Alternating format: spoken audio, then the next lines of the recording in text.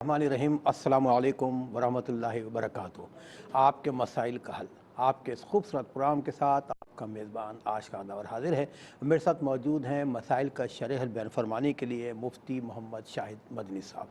नाज़रीन किराम, आज हम बात करेंगे सफ़र मिराजुन नबी सल्लल्लाहु अलैहि वसल्लम और नमाज की अहमियत या तोहफ़े नमाज कि मुबारक वो ज़ात और वो रात कि जिसमें उस ज़ात मुबारक को बुलाया ख़ास मुलाकात के लिए कि खालिक की अपनी मखलूक अपने बंदे से मुलाकात, लेकिन कोई आम मुलाकात नहीं और महबूब की मुलाकात है। उस मुकाम पे पहुँच के मुलाकात हुई जहाँ हज़रत जिब्रील अमीन अलैहिस्सलाम ने भी जाने से माज़रत कर ली कि सफ़र मेराज आसमानों से शुरू हुआ और रब के दर पे जाके रुका कि रब से मुलाकात हुई।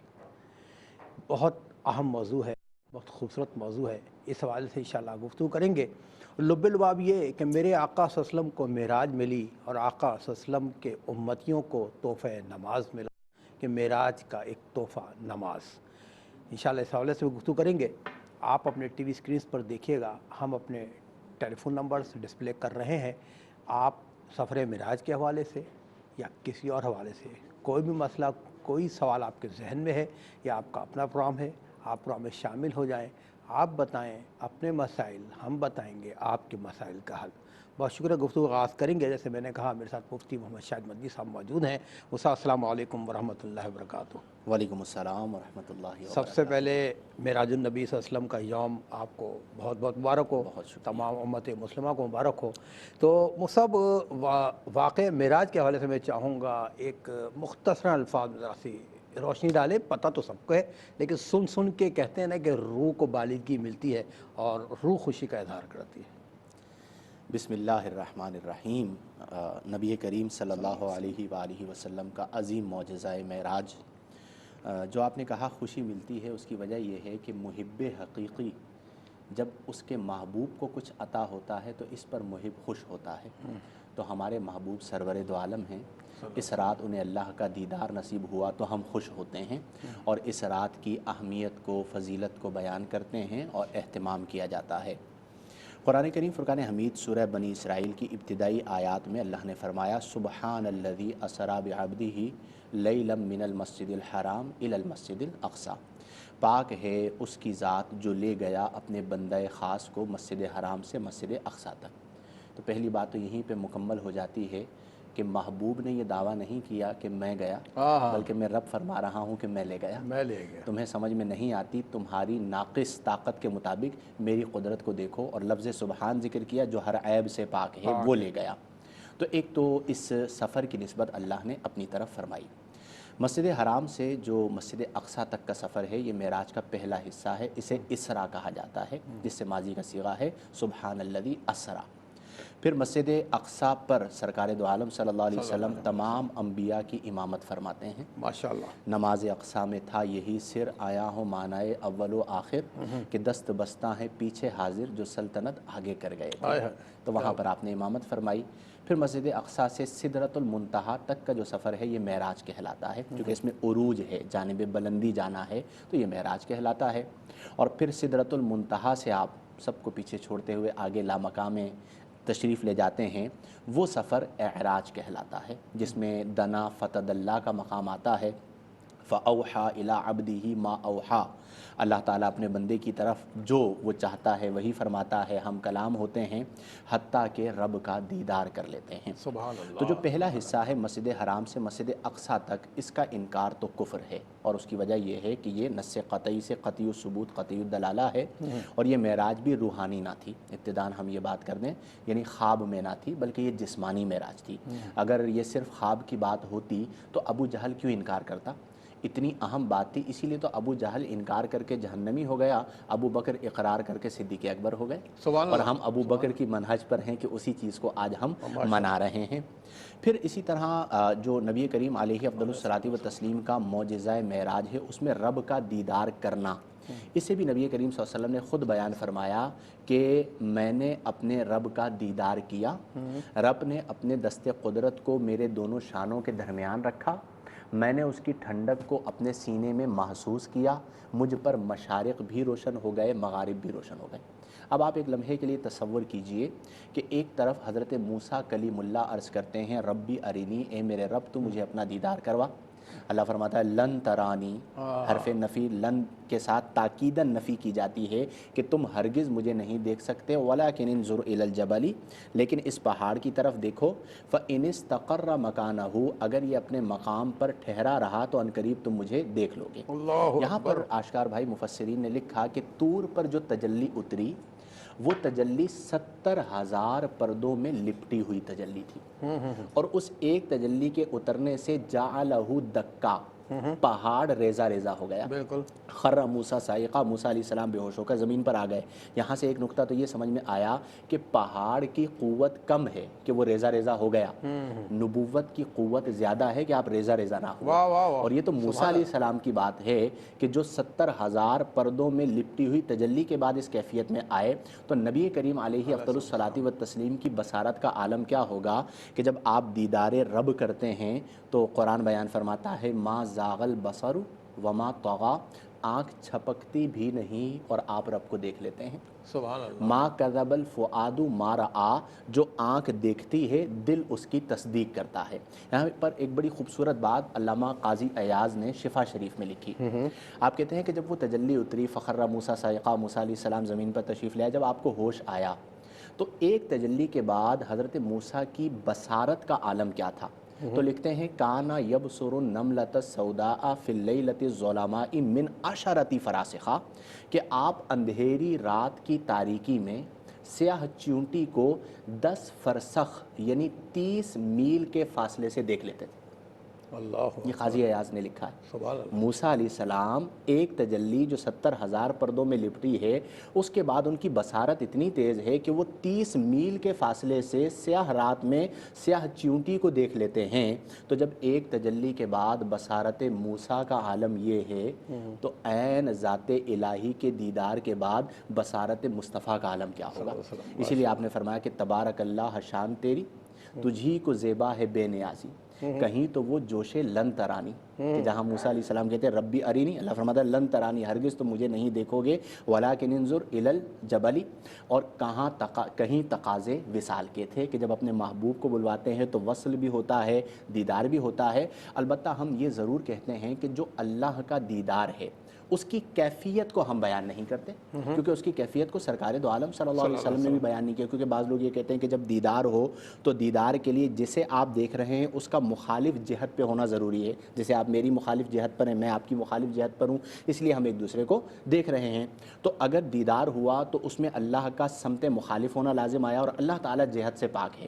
تو ہم یہ کہتے ہیں کہ بالکل یہ بات ٹھیک ہے، یہی ہمارا عقیدہ ہے کہ اللہ جسم سے پاک ہے، صورت سے پاک ہے، سمت سے پاک ہے، مکان سے پاک ہے، یہ کیفیات ہیں، اور ہم کیفیات پر بحث ہی نہیں کر رہے، ہم تو صرف اتنا مان رہے ہیں کہ مصطفیٰ فرما رہے ہیں میں نے رب کو دیکھا، تو ہم یہ کہہ رہے ہیں کہ ہمارے آقا وہ ہیں جنہوں نے شب معراج رب کا دیدار فرمایا ہے۔ سبحان اللہ سبحان اللہ۔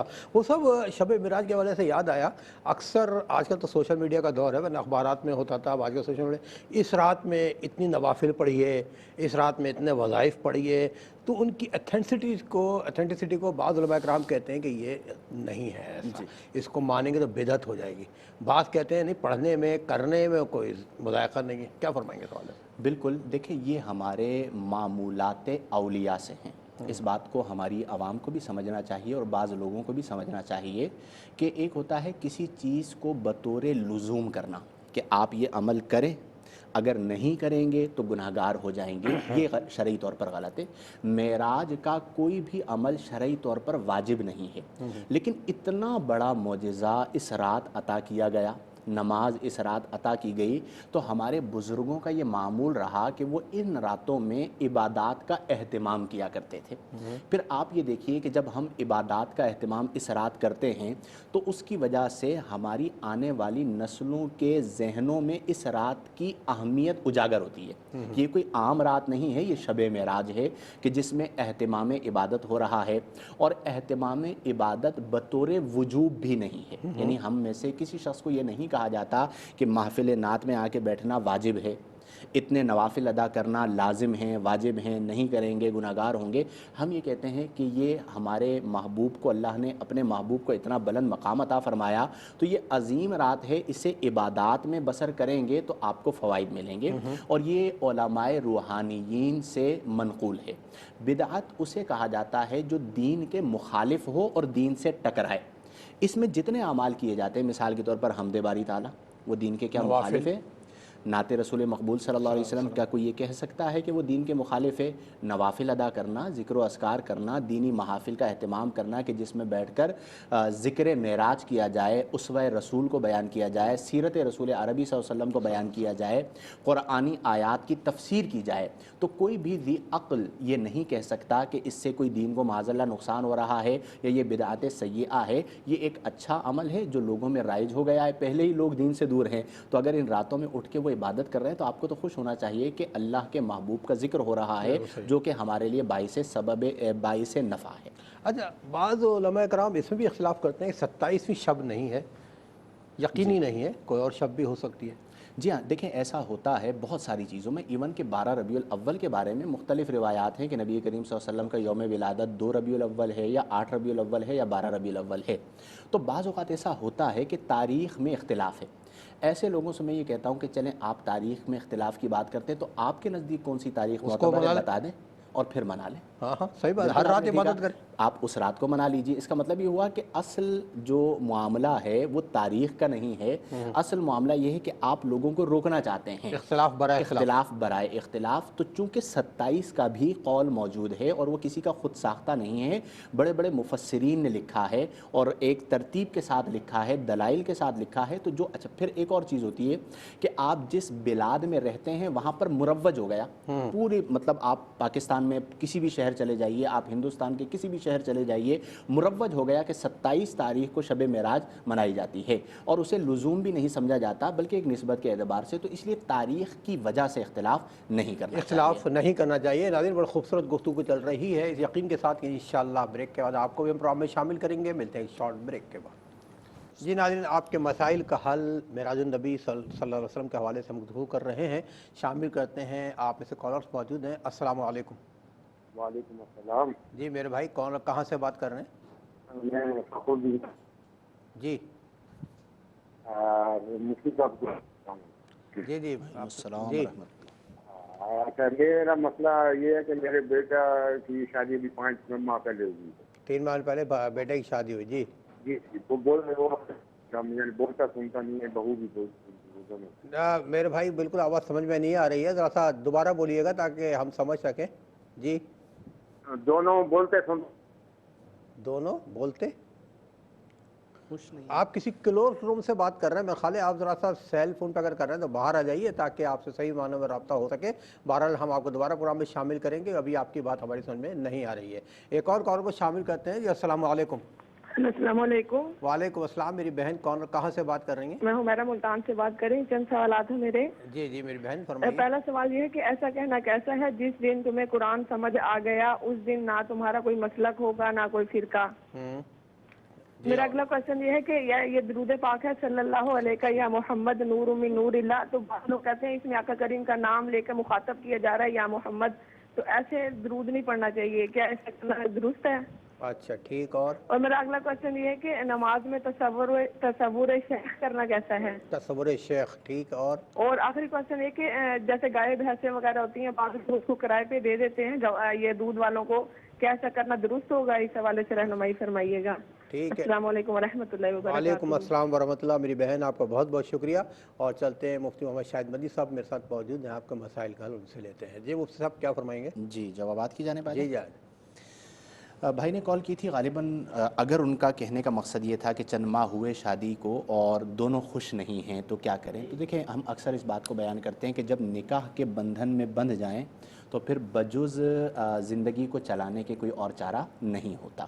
کئی ایسی چیزیں ہوتی ہیں کہ جن میں بعض اوقات مزاج نہیں مل پاتا، لیکن اس کا یہ مطلب ہرگز نہیں ہوتا کہ راہوں کو جدا کر لیا جائے، ایک دوسرے کو سمجھا جائے اور کوشش کی جائے کہ ایک دوسرے کی غلطیوں کو معاف کیا جائے۔ اللہ تعالی ہم دعا کر سکتے ہیں کہ اللہ تعالیٰ ان کے گھروں کو امن و عافیت کا گہوارہ بنائے اور آباد رکھے۔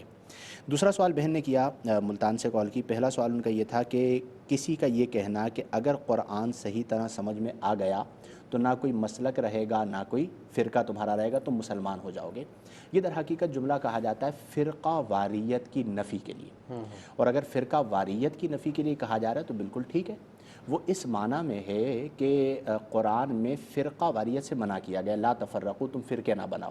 اسی لیے کہا جاتا ہے کہ جماعت کا تصور دیا گیا ہے کہ نبی کریم صلی اللہ علیہ وسلم نے فرمایا اتبعوا السواد الاعظم، تم سواد اعظم کی اتباع کرو، جسے جماعت کہا جاتا ہے، فرقہ نہیں۔ من شذ شذ فی النار، جو سواد اعظم یعنی جماعت سے الگ ہوا وہ جہنم کی آگ میں الگ ہوا۔ تو اس لیے اگر قرآنی تعلیمات کو بخوبی سمجھا جائے، ان کی تفاسیر کے مطابق، ان کے شان نزول کے مطابق، اور نبی کریم علیہ افضل الصلاۃ و تسلیم کی احادیث مبارکہ کی روشنی میں، تو یقینی سی بات ہے کہ بندہ فرقہ واریت کی طرف نہیں جاتا، بلکہ وہ اسلام کے منہج پر ہی رہتا ہے، اور یہی ہمارے بزرگوں کا طریقہ کار رہا۔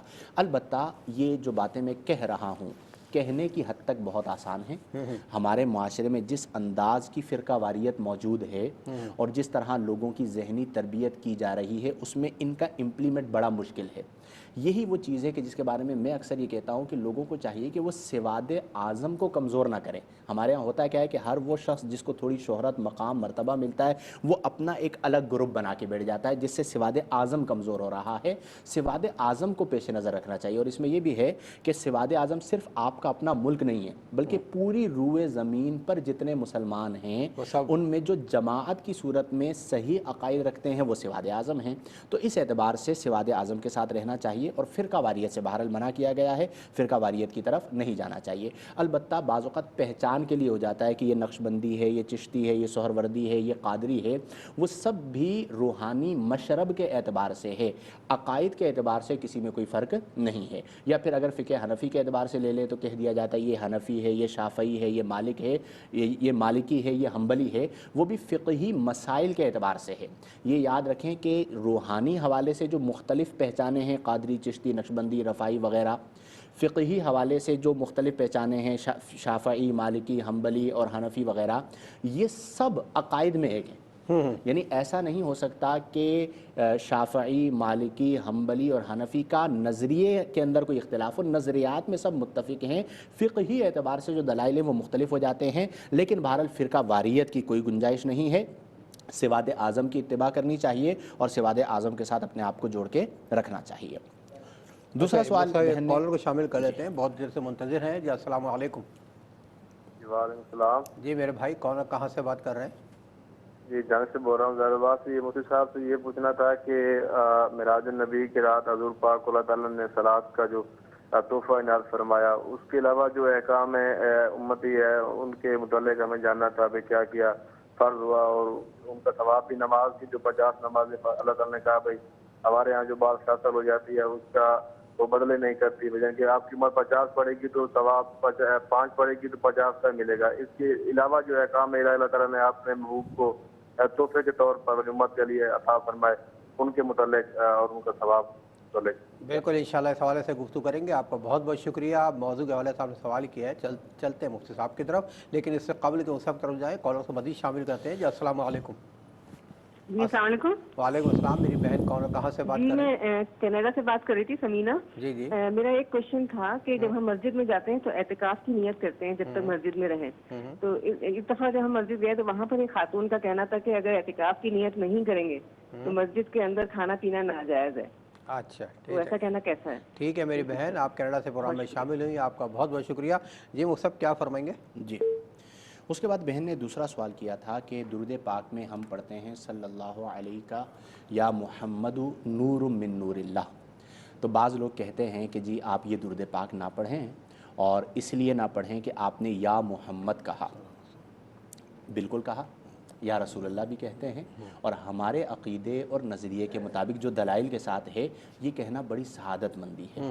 یہ ہمارے ہاں تصور دیا جاتا ہے شاید کہ یا کہنے سے شرک ہو جائے گا، حاضری کا تصور۔ یا کہنے سے شرک نہیں ہوتا، شرک کا معنی ہے اللہ کی ذات اور صفات میں کسی غیر اللہ کو شریک ماننا۔ اور ہم نبی کریم علیہ افضل الصلاۃ والتسلیم کو بھی اللہ کی ذات و صفات میں شریک نہیں مانتے۔ جہاں تک یا کا تصور ہے تو سب سے پہلی بات تو یہ ہے کہ نماز میں بھی تو آپ ایھا النبی کہتے ہیں نا التحیات میں، تو وہاں پر کیسے جائز ہو گیا؟ اگر کوئی چیز جائز ہے تو وہ نماز میں بھی جائز ہوگی، نماز کے علاوہ بھی جائز ہوگی، ناجائز ہے تو وہ نماز میں بھی ناجائز ہوگی، نماز کے علاوہ بھی ناجائز ہوگی۔ اور واضح الفاظ میں اگر اس بات کو سمجھنا ہے تو یہ ہمارا عقیدہ ہے کہ نبی کریم علیہ افضل الصلاۃ والتسلیم کو اللہ تبارک و تعالی نے شاہد بنا کر بھیجا۔ قرآن میں فرمایا نا انا ارسلناک شاہدن، اور شاہد ہوتا ہی وہ ہے جو حاضر بھی ہو اور ناظر بھی ہو۔ تو ہمارا عقیدہ یہ ہے کہ ایک لمحے کے لیے کل نفس ذائقۃ الموت کا قانون ہوا، اس کے بعد نبی کریم علیہ افضل الصلاۃ والتسلیم کو اسی طرح حیات عطا فرما دی گئی ہے، اور ہم آپ کی بارگاہ میں حاضر ہو کر، اور یہ ہمارے صوفیاء کا، اکابرین اولیاء کا طریقہ کار رہا، اور ان کا مقام تو یہ ہوا کرتا تھا کہ جب خواجہ غریب نواز معین الدین چشتی اجمیری رحمہ اللہ جیسی عظیم شخصیت حاضر ہو کر السلام علیک یا رسول اللہ کہتی ہیں تو نبی کریم علیہ افضل الصلاۃ والتسلیم جواب بھی عطا فرماتے ہیں۔ شیخ احمد کبیر رفاعی رحمہ اللہ جیسی شخصیت حاضر ہوتی ہیں کہ آقا جب میں اپنے دیار میں تھا تو روح کو بھیجا کرتا تھا، آپ سے ملاقات ہو جایا کرتی تھی، پہلی بار بالبدن آیا ہوں، آپ سے شرف مصافحہ کا طالب ہوں، تو سرکار دو عالم صلی اللہ علیہ وسلم اپنے دست کرم کو ظاہر کر دیتے ہیں۔ تو اس لیے ہمارے لوگوں کو سمجھنا چاہیے اس بات کو۔ ایک لمحے میں مان لیتے آپ کے مطابق درست نہیں، آپ کا کوئی نظریہ ہوگا، آپ کے کچھ دلائل ہوں گے، لیکن جو اچھا عمل کر رہے ہیں آپ اس کو نہ روکیں۔ بہن کے لیے بالکل جائز ہے۔ جو لوگ یا پہ اعتراض کرتے ہیں ان کا بھی یہی عقیدہ ہے کہ آقا صلی اللہ علیہ وسلم حیات ہے، وصال فرما چکے ہیں، لیکن پردے کے پیچھے ہیں۔ بارہ شامل کہتے ہیں ایک اور کالر کو۔ جی السلام علیکم۔ السلام علیکم۔ جی وہ میں نے مفتی صاحب سے سوال کرنا تھا نا کہ میرا بھائی ہے نا تو اس نے اپنی بیوی کو طلاق دے دی تھی، یعنی کہ کورٹ کے تھرو اس نے کاغذات بھجوا دیے تھے اسے، تو اس میں ایک شک تھی کہ 1 سال کے بعد نا اس کی کنفرم کرنا ہوتا ہے، اسے کاغذات آئے تو اسے کنفرم کرنے کے لیے کورٹ جانا تھا، تو اس نے کہا ہے کہ یہ طلاق نہیں ہوئی ہے تو وہ اسی کے پاس چلا گیا ہے، تو اسلام کی روشنی میں اس کا کیا حال ہے؟ اچھا ٹھیک ہے میری بہن، اس وقت کورٹ کی طلاق کے حوالے سے آپ نے پوچھا ہے، پروگرام دیکھتے رہیے، انشاءاللہ مفتی محمد شاہد مدنی صاحب کو مسئلے کا حل بیان فرمائیں گے۔ آپ کا بہت بہت شکریہ۔ ایک اور کالر کو شامل کرتے ہیں۔ جی السلام علیکم۔ السلام علیکم۔ وعلیکم السلام۔ جی میرے بھائی کہاں سے بات کر رہے ہیں؟ میں اجاز بات کر رہا ہوں راولپنڈی سے۔ جی اعجاز بھائی اپنا مسئلہ بیان کیجیے گا۔ یہ ہم سنتے ہیں الصلاۃ و معراج المومنین، جی اس کے بارے میں بتائیے گا۔ بالکل بتائیں گے انشاءاللہ، پروگرام دیکھتے رہیے گا۔ آپ کا بہت بہت شکریہ اسلام آباد سے پروگرام میں شامل ہوئے۔ الصلاۃ و معراج المومنین۔ جی مفتی صاحب کیا فرمائیں گے؟ جی جوابات کی جانب بھی آتے ہیں۔ بہن کا سوال تھا کہ نماز میں تصور شیخ کرنا کیسا؟ بڑا اہم سوال ہے۔ دیکھیں سب سے پہلے تو تصور شیخ کیا ہے؟ یہ علماء روحانیین کی اصطلاح ہے کہ آپ نے روحانی ترقی کے لیے جس شیخ کے دست پر بیعت کی تو آپ غیر موجودگی میں یہ تصور کرتے ہیں کہ آپ اس شیخ کی بارگاہ میں حاضر ہیں۔ اب سب سے پہلے یہ یاد رکھیں کہ شیخ کا کام ہوتا ہے واصل باللہ کرنا، بس یہ اس کی ڈیوٹی ہے اور وہ اس ڈیوٹی پہ لگا ہوا ہوتا ہے اور ایک طریقہ کار سے تصور کیا جاتا ہے، لیکن تصور شیخ کا ایک مقام ہے، نماز اس کا مقام نہیں ہے۔ واہ واہ واہ کیا بات! نماز اس کا مقام نماز کا مقام تو ایک ہے تصور الہی، اللہ تبارک و تعالی کی ذات کی صفات کے مشاہدات میں مستغرق ہو جانا، تو اس لیے نماز میں آپ یہ تصور نہیں کر سکتے، یہ خیال رکھنا چاہیے اس کا، کیونکہ نماز میں تو ہمیں یہ حکم دیا گیا ہے حدیث جبریل میں کہ ان تعبد اللہ کأنک تراہ، کہ تو عبادت یوں کر گویا کہ تو اللہ کو دیکھ رہا ہے۔ تو آپ رکوع میں اللہ کی بارگاہ میں جھک رہے ہیں، سجدے میں گئے آپ نے جبین نیاز اللہ کے حضور رکھی ہے اور آپ کے دل میں غیر اللہ ہے اس موقع پر، تو یہ تصور شیخ یہ مقام نہیں ہے۔ تصور شیخ کی میں نفی نہیں کر رہا، لیکن میں یہ کہنا چاہ رہا ہوں کہ نماز اس کا مقام ہے، یہ موقع نہیں ہے۔ آپ ویسے اذکار کرتے ہوئے تصور شیخ کریں، ایسے لوگ موجود ہیں جو آج بھی ذکر و اذکار کے لیے بیٹھتے ہیں، اللہ ضرب لگاتے ہیں اور تصور شیخ کرتے ہیں تو شیخ ان کے ساتھ موجود ہوتے ہیں روحانی طور پر، وہ ایک الگ مقام ہے۔ نماز میں آپ کا تصور یہ ہونا چاہیے کہ میں اللہ کو دیکھ رہا ہوں، کم از کم یہ تصور نہیں ہوتا، اگر یہ تصور نہیں ہوتا تو کم از کم یہ تصور کر لیں کہ فَإِنَّهُ يَرَاكَ، اللہ مجھے دیکھ رہا ہے۔ اسی سے ذوق عبادت آتا ہے کہ جب آپ نے اللہ اکبر کہہ کے قیام میں کھڑے ہوئے تو یہ تصور کریں میں رب کے حضور کھڑا ہوا ہوں، اللہ اکبر کہہ کے رکوع میں گئے تو یہ تصور کریں میں اللہ کی بارگاہ میں चुका हूँ। मुसलसल एक तसव्वुर इलाही है, तसव्वुर शेख नहीं है। मज़ीद गुफ्तगू करेंगे नाज़रीन, हमारे साथ रहिएगा। मिलते हैं एक शॉर्ट ब्रेक के बाद। जी नाज़रीन, इस सेगमेंट का आगाज़ आपसे करते हैं, शामिल करते हैं कॉलर को। अस्सलाम वालेकुम। वालेकुम अस्सलाम जी, कॉलर कहाँ से? मौलवी साहब, मैं सियालकोट ਤੋਂ ਬੋਲ ਰਹੀ ਹਾਂ, ਵਿਰਾਜ ਦਾ ਬੀਬੀ जी ਤੇ ਮੇਰੇ ਬੇਟੇ ਨੇ 2 ਤਲਾਕਾਂ ਭੇਜੀਆਂ ਨੇ ਤੇ ਉਸ ਤੋਂ ਬਾਅਦ ਵਿੱਚ ਨਾ ਰਜੂ ਕਰਦੇ ਨੇ ਵਿੱਚ ਭਾਈ ਰਿਸ਼ਤੇਦਾਰ ਬੈ ਕੇ ਤੇ ਉਹਨਾਂ ਨੂੰ ਪਤਾ ਨਹੀਂ ਤੇ ਉਹ ਜਿਹੜੀ ਮੇਰੀ ਬਹੂ ਹੈ ਨਾ ਉਹ ਆ ਕੇ ਨਾ ਤੇ ਮੇਰੇ ਬੇਟੇ ਕੋਲ ਗੁਜਰਾਂ ਵਾਲੇ ਰਾਤ ਰਹਿ ਕੇ ਗਈ ਹੈ ਤੇ ਇਹਦੇ ਵਾਸਤੇ ਤੁਹਾਨੂੰ ਪੁੱਛਣਾ ਵੇ ਕਿ ਭਾਈ ਜਿਹੜਾ ਵੇ ਨਾ ਦੀ ਜਿਹਦੇ ਮੁਤਾਬਕ ਨਹੀਂ ਨਾ ਸ਼ਰੀਅਤ ਦੇ ਮੁਤਾਬਕ ਭਾਈ की हो सकता है। चले ठीक है मेरी बहन, हम समझ गए आपका फैमिली मैटर आप बता रही हैं, प्रोग्राम देख रहे हैं, इंशाल्लाह आपके मसले का हल आपको बताएंगे। आपका बहुत बहुत शुक्रिया जी। वो सब क्या फरमाएंगे हमारे मसाइल के हवाले से? जी अच्छा, मुझे कहा गया कॉलर मौजूद है, आपकी इजाज़त से शामिल कर लेते हैं जी। अस्सलाम वालेकुम। अस्सलाम वालेकुम जी। वालेकुम अस्सलाम। मेरी बहन कौन कहाँ से? साहब मैं बात कर रही हूँ रावलपिंडी से। मुझे एक सवाल पूछना था कि जो मेरी मदर है ना वो पैरालाइज है। ओहो अच्छा। यानी उन्हें फालिज का 15-20 साल हो गए, तो वो फालिज की पेशेंट है, वो बैठ नहीं सकती हैं। तो मुझे कहीं जाना है तो मैं अपनी सिस्टर बहन के पास अपनी माँ को छोड़ने गई हूँ, तो उसने वहाँ से वापस कर दिया कि मैं इसको नहीं रखूंगी। मतलब मैं उसके पैम्पर शैम्पर नहीं चेंज कर सकती, इसको माँ को तुम ले जाओ। उसने दरवाजे ही से माँ को वापस कर दिया। इन्ना लिल्लाहि व इन्ना इलैहि राजिऊन। ठीक है मेरी बहन, मेरे लिए क्या शरई हुक्म है, मैं क्या करूँ, उन्हें किधर छोड़ूं कि मुझे आप ये बताइए, आप मैरिड हैं सिंगल हैं? जी मैरिड हूँ मैं। मैरिड है आप, ठीक है मेरी बहन। माँ की खिदमत करते रहिए। वो भी मैरिड ही है मेरी सिस्टर। अच्छा ठीक है, लेकिन उसने ये दरवाजे ही से उस बीमार माँ को निकाल दिया है। उसका बेटा भी नहीं है बेचारी का, मेरी भाई भी कोई नहीं है। अच्छा ठीक है मेरी बहन, आप प्रोग्राम देख रही हैं, वापस भेज दिया। अब हमारे लिए क्या शरई हुक्म है, हम क्या करें? बिल्कुल आपको बताएंगे। और उस बहन के लिए क्या हुक्म है जिसने इस तरह माँ के साथ वो बदसलूकी की है? हुक्म तो मुफ्त बताएंगे, हम दुआ गए अल्लाह ताला हम सब पे रहम फरमाए। और माँ बहुत अजीम तोहफ़ा होती है, बहरहाल इसकी नाक़दरी करने वाले पछताते हैं, ये मकाफ़ात अमल है। इस हवाले से भी इंशाल्लाह गुफ्तगू करेंगे। आपका बहुत बहुत शुक्रिया जी। मुफ्त जी, एक भाई ने कॉल की थी और उनका सवाल ये था कि शब मेराज में नमाज का तोहफ़ा अता किया गया, इस हवाले से कुछ बताया जाए। मुख्तसर इतना है कि शब मेराज अल्लाह ने अपने महबूब को उम्मत के लिए 50 नमाज़ों का तोहफ़ा अता फ़रमाया। सुभान अल्लाह। हर बार मूसा अलैहिस्सलाम अर्ज़ करते रहे कि मेरा वास्ता पड़ चुका है बनी इसराइलियों से, ये 50 नहीं पढ़ सकेंगे, आप कम करवाएं। 9 बार में कम होते होते वो 5 नमाज़ें रह गईं और अल्लाह ने फरमाया कि हमारा हुक्म तब्दील नहीं होता, आपकी उम्मत पढ़ेगी 5 नमाज़ें और हम सवाब 50 का अता फरमाएंगे। सुभान अल्लाह। और यहाँ पे 2 बातें, एक तो ये कि मूसा अलैहिस्सलाम सही जानते थे, उन्होंने ये कहा था ये 5 भी नहीं पढ़ सकेंगे। तो आज हम अपने अहवाल पर गौर कर लें कि हम नमाज़ों की उमूमी तौर पर पाबंदी नहीं कर पाते, अवाम भी और ख़वास में भी बाज़ लोग। तो सबसे पहले तो नमाज की पाबंदी करें, ये तोहफ़ा है। नबी करीम अलैहि अफ़ज़लुस सलाती व तस्लीम फरमाते हैं अस्सलातु इमादुद्दीन, नमाज दीन का सुतून है। फ़मन अक़ामहा फ़क़द अक़ामत दीन, जिसने नमाज को कायम किया उसने दीन को कायम किया। वमन तरकहा फ़क़द हदीमत दीन, जिसने तर्क सलात किया उसने गोया कि दीन को मुनहदिम किया। और मैं अक्सर ये बात अर्ज़ करता हूँ कि आप कोई वजीफ़ा ना करें, सिर्फ 5 नमाज़ें पक्की पकड़ लें, आपका हर मसला इसकी बरकत से हल हो जाएगा। तो बहरहाल 50 नमाज़ें मिली थी, जो 5 रह गईं और अब 5 नमाज़ें फ़र्ज़ हैं, फ़र्ज़ क़तई हैं और इनको तर्क करना अशद तरीन गुनाह कबीरा है। तो कोशिश करें कि नमाज़ों की पाबंदी रहे। उसके बाद बहन ने कॉल की थी कनाडा से, उनका कहना यह था कि मस्जिद में जब हम जाते हैं तो नीयत एतिकाफ़ कर लेते हैं। वहाँ पर किसी औरत ने कहा कि अगर एतिकाफ़ की नीयत ना करें तो खाना पीना जायज़ नहीं होता। बिल्कुल ठीक कहा है। उसकी वजह यह है कि मस्जिद खाने का मकाम नहीं है, मस्जिद सोने का मकाम नहीं है, मस्जिद इबादत का मकाम है। अलबत्ता जब मोतकिफ़ मस्जिद में आके पड़ाव डाल देता है कि मौला तू बख्शिश करेगा तो मैं यहाँ से जाऊँगा और ज़रूरियात भी हैं, तो फिर मोतकिफ़ के लिए खाना पीना जायज़ हो जाता है।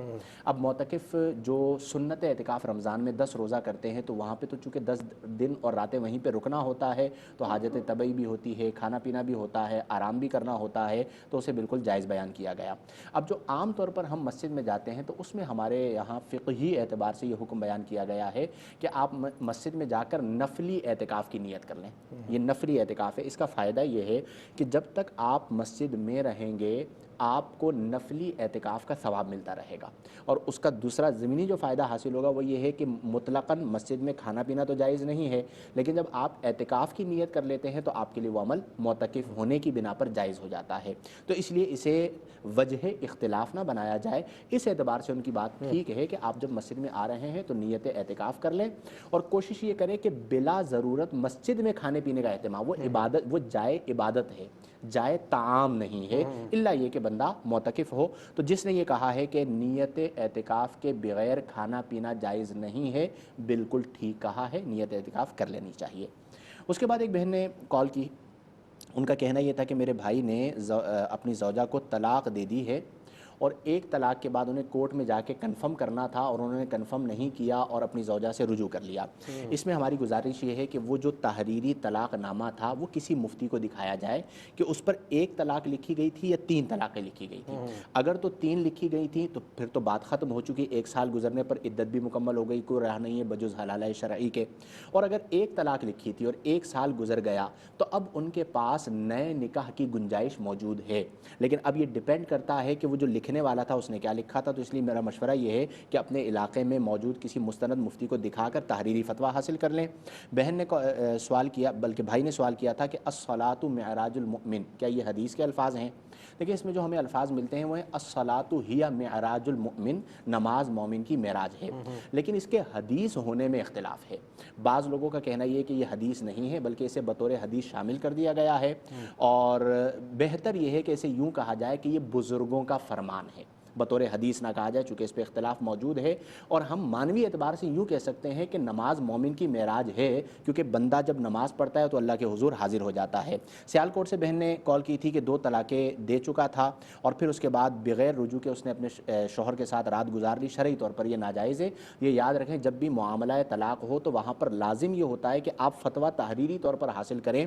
अगर वाक़तन तलाक़ हो चुकी थी और इद्दत गुजर चुकी थी और बग़ैर निकाह के वो साथ रहे हैं तो ये अजनबी और अजनबिया का साथ रहना है, गुनहगार होंगे। और अगर सिर्फ 2 तलाक़ें दी थी तो अब उनके पास ऑप्शन मौजूद है कि एक बार नया निकाह कर लें तो वो आपस में मिल सकते हैं।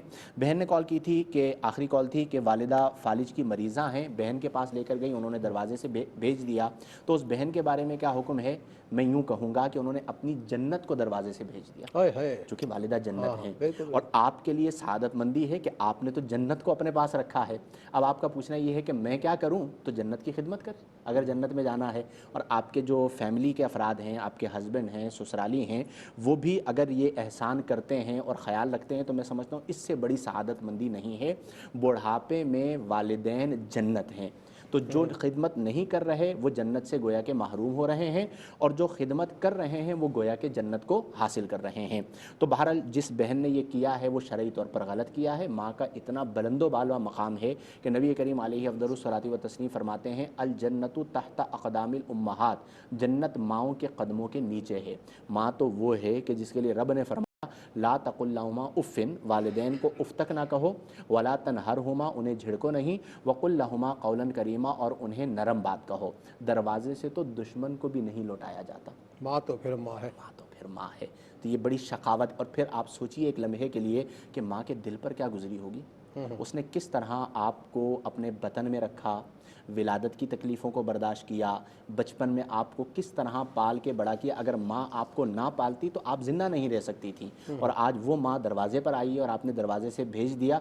मैं ये समझता हूँ कि दुनिया और आखिरत की बर्बादी का सबब बन सकता है। और जिस बेटी ने माँ को अपने पास रखा हुआ है वो बड़ी सआदतमंद बेटी हैं, और वो हिम्मत रखें, कोशिश करें। मुझे रब की रहमत से कवी उम्मीद है कि उनके लिए भी और उनके ससुरालियों के लिए भी जिन्होंने ये उन्हें मतलब इजाज़त दी हुई है कि तुम अपनी माँ को अपने पास रखो, उनके लिए भी इंशाअल्लाहुल जलील ये आखिरत में नजात का ज़रिया होगा। और मैं ये दुआ भी करता हूँ कि अल्लाह ताला सब लोगों को बुढ़ापे में अपने वालिदैन की खिदमत करने की तौफीक अता फरमाए। आमीन सामीन। मुफ्ती साहब, हमारे प्रोग्राम का वक्त तकरीबन ख़त्म होने को है, मौजू को समेटते हैं। तो मेराजुन नबी सल्लल्लाहु अलैहि वसल्लम, सफ़र मेराज, इस हवाले से उम्मत के लिए आका सल्लल्लाहु अलैहि वसल्लम ने कोई ख़ास पैगाम दिया है? मेरे भाई ने भी कहा था कि नमाज के अलावा भी कुछ तहाइफ है जी, कुछ अहकामात, इस वाले से मुख्तसरन चाहूँगा। देखें, ये सरकार दो आलम सल्लल्लाहु अलैहि वसल्लम का हम लोगों से प्यार है कि आपने सफ़र मेराज में भी हमें याद रखा اور آپ صلی اللہ علیہ وآلہ وسلم وہاں پر بھی اپنی امت کے غم میں رنجیدہ رہے۔ تو ہمیں یہ چاہیے کہ نبی کریم علیہ افضل الصلاۃ والتسلیم نے جن چیزوں کو پسند فرمایا ہے ان چیزوں کی پابندی کریں، اور جو مشاہدات معراج ہیں کہ جن میں آپ نے سود خور کو عذاب میں مبتلا دیکھا، تارک صلاۃ کو آپ نے عذاب میں مبتلا دیکھا، پھر اسی طرح غیبت کرنے والوں کا عذاب آپ نے ملاحظہ فرمایا، شوہر کی نافرمانی کرنے والیوں کا عذاب آپ نے مشاہدہ فرمایا اس کا، تو یہ جو گناہ عالم بے عمل کا عذاب آپ نے مشاہدہ فرمایا، اور اس کے علاوہ دیگر جتنے مشاہدات کو بیان کیا جاتا ہے، کم از کم ہم ان گناہوں سے اپنے آپ کو بچائیں۔ اسے میں اکثر یوں بیان کرتا ہوں کہ عاشق رسول صلی اللہ علیہ وسلم عملی طور پر وہی ہے جو فرائض و واجبات کی پابندی کرے اور صغائر و کبائر سے اپنے آپ کو بچائے۔ تو یہ وہ چیزیں ہیں جو بنیادی طور پر عطا کی گئیں، جن میں سے ایک چیز جو سرکار کو اللہ نے عطا فرمائی کہ محبوب آپ کا جو امتی شرک نہیں کرے گا میں اسے بخش دوں گا، جو شرک نہیں کرے گا اسی لیے کہا جاتا ہے کہ خلود فی النار کفار کے ساتھ خاص ہے۔ جو آپ کا امتی ہے اور وہ موحد ہے، شرک میں مبتلا نہیں ہوتا، تو اگر بالفرض کبائر کا ارتکاب کر بھی لے تو اس کے لیے خلود نہیں ہے، یعنی جہنم میں ہمیشہ رہنا نہیں ہے، بلکہ وہ بالآخر جنت میں آئے گا۔